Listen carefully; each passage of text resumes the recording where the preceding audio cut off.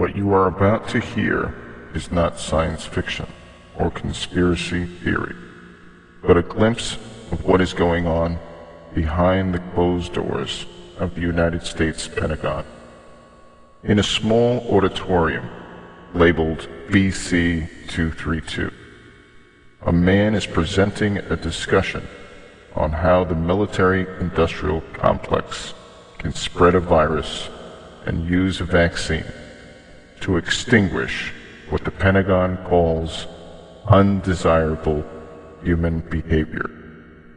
Specifically in this case, religious behavior. This is dark science, my friends. With all the mandatory vaccine programs in the United States, do not be deceived for a moment that something like this will not, or possibly hasn't already, been used on the American public. Let's take a look, shall we? Excuse me, on the left over here, we have individuals who are religious fundamentalists, religious fanatics, and this is the expression, RT-PCR, real-time PCR expression of the VMAT2 gene. Over here, we have individuals. So let me complete. So over here, we have individuals who are not particularly fundamentalists, not particularly religious, and you can see there's a much reduced expression of this particular gene, the VMAT2 gene. Another evidence that supports our hypothesis for the development of this approach.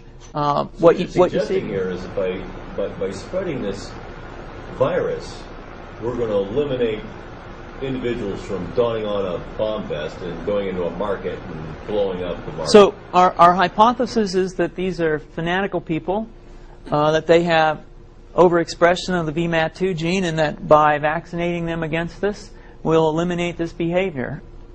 So we have some very, very remarkable data in this next slide. Here we have two brain scans. These are fMRIs. These are two different individuals with different levels of expression of VMAT2.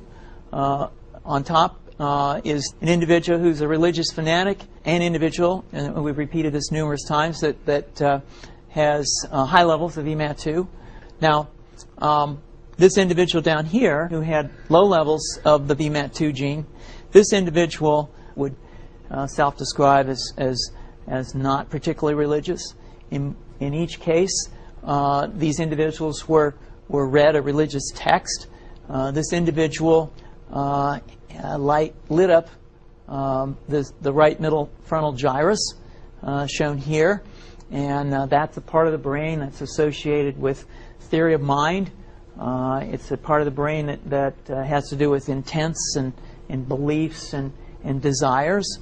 In marked contrast, here's an individual who would not particularly self-describe as religious, and when they're read a religious text, what you see is that this part of the brain called the anterior insula lights up. This is a part of the brain that's associated with disgust or displeasure on hearing something.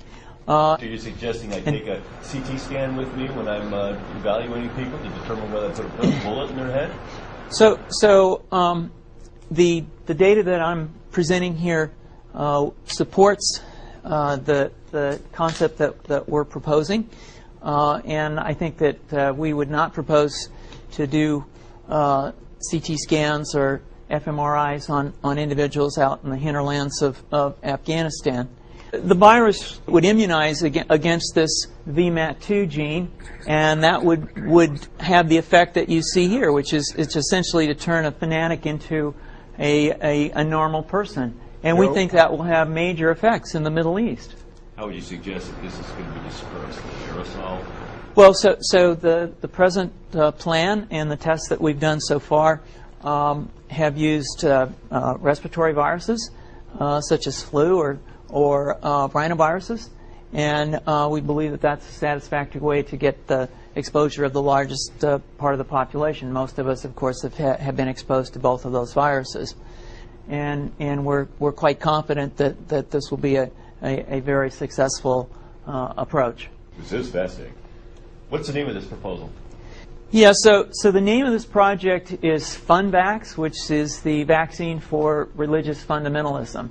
And you have a proposal already? The proposal has just been submitted, and I think that the data that I have shown you today would support the development of this project, and we think it has great promise.